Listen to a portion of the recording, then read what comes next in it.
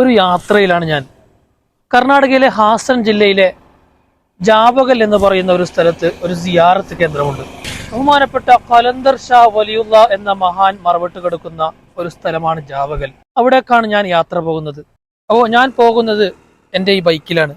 അവിടേക്ക് പോകുമ്പോൾ നല്ല മനോഹരമായ കാഴ്ചകളൊക്കെ ഉണ്ട്. റോഡ് സൈഡൊക്കെ കാപ്പിത്തോട്ടങ്ങളും മറ്റുമായി നല്ല മനോഹരമായ കാഴ്ചകൾ നമുക്ക് കാണാം. സയ്യിദ് മുഹമ്മദ് ഖലന്ദർ ഷാ വലിയുല്ലാഹി നവ്വറുല്ലാഹു മർഖദഹു എന്ന മഹാനാണ് ജാവകലിൽ അന്ത്യവിശ്രമം കൊള്ളുന്നത്. കേരളത്തിൽ നിന്ന് അധികമാരും പോകാത്ത കർണാടകയിലെ ഹാസൻ ജില്ലയിലെ ഒരു സ്ഥലമാണ് ജാവകൽ. രാവിലെ 10 മണിക്ക് തന്നെ ഞാൻ വീട്ടിൽ നിന്ന് പുറപ്പെട്ടു.